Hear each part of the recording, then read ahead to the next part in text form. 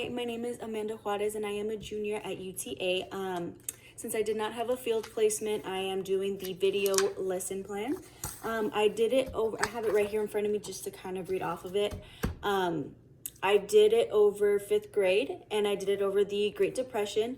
The TEK that I chose was to, well, the whole thing is the student understands important issues, events, and individuals in the United States during the 20th and 21st centuries.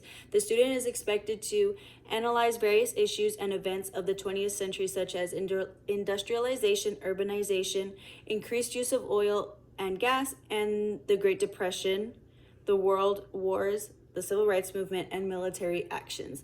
So I went ahead and just fixated on the Great Depression. For the content objective, I came up with, after watching a video, students will analyze the causes and effects of the Great Depression using a graphic organizer. So they will watch the video and they'll use what they learned from the video and put it into a graphic organizer. Here I do have my English language standards as well as the language objectives.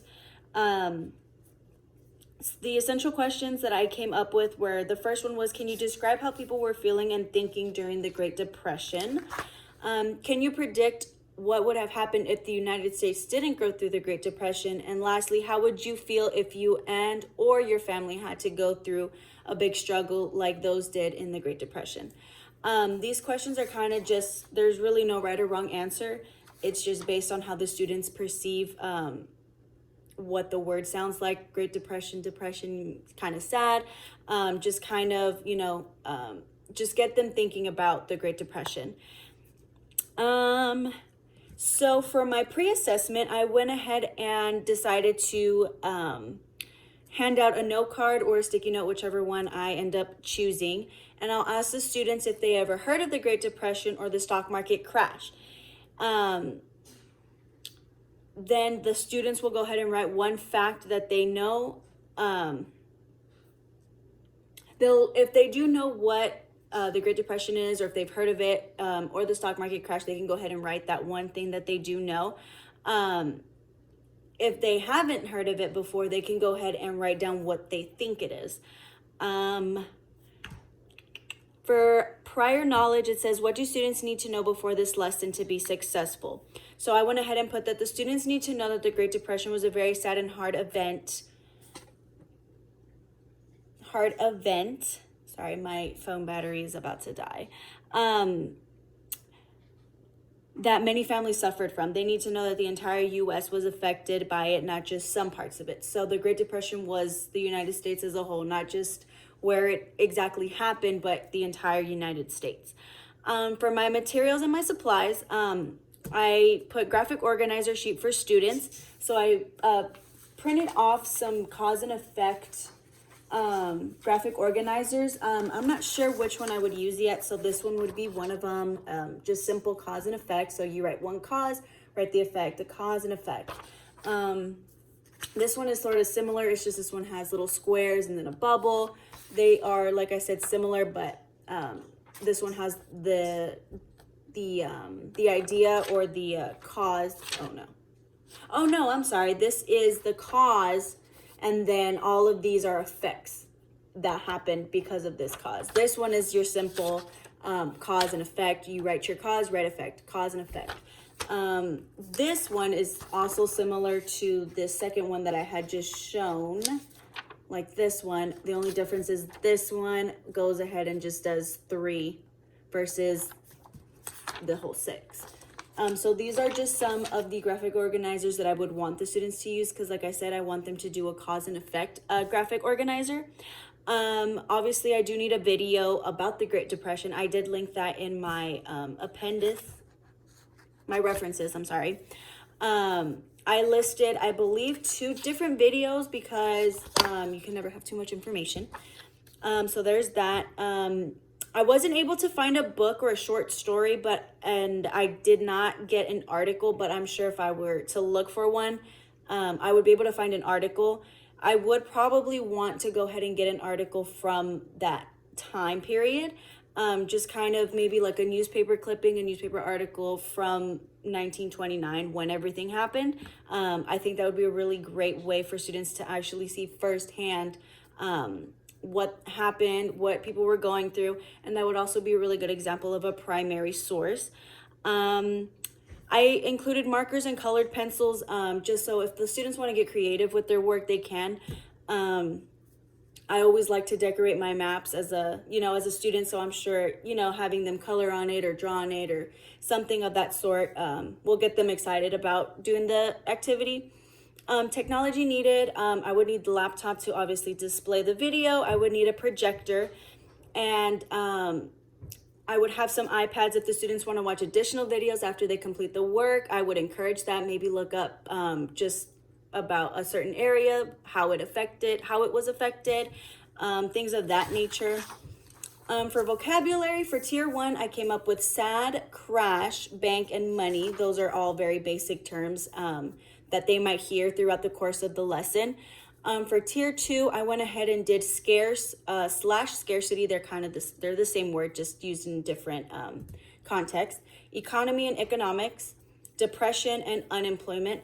These are words that they may have heard of, but maybe not so familiar with. They are a little bit bigger. For tier 3, these are the ones that kind of pertain to the actual lesson at hand. So stock market, recession, deflation, and the Federal Reserve. They may have heard of these words, but they may not know exactly how they're used or what exactly, they're not used to hearing these on a daily basis. So these are words that you would hear during, a specific lesson, which in this case would be the Great Depression. We don't really hear about the stock market too much unless you're in business. Recession, I don't really hear recession that much either.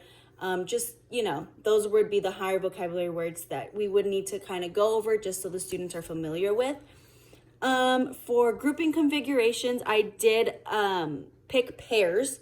So I do want them to go ahead and get into a group or pairs during one of the parts of the lesson.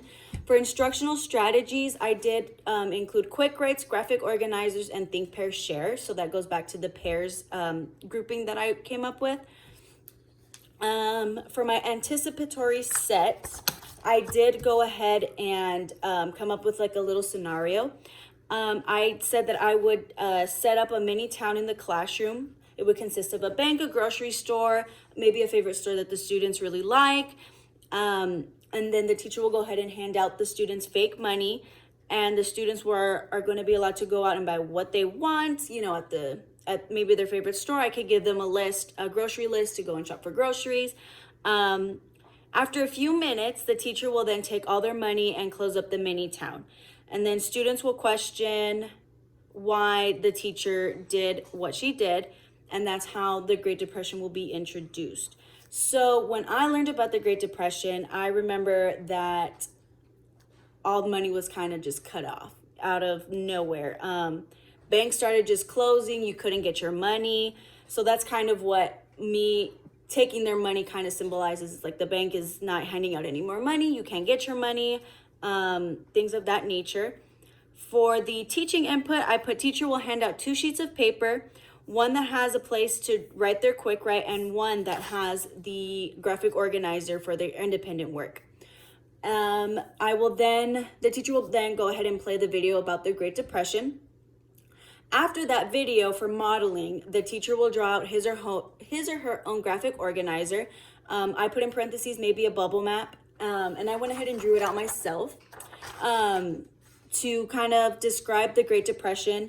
That way students can use that information that I wrote down as a start for their cause and effect map when they do their independent work. So I can go ahead and model to them like this is, the Great Depression. I'll write some details about the Great Depression in the bubbles. I can probably include more.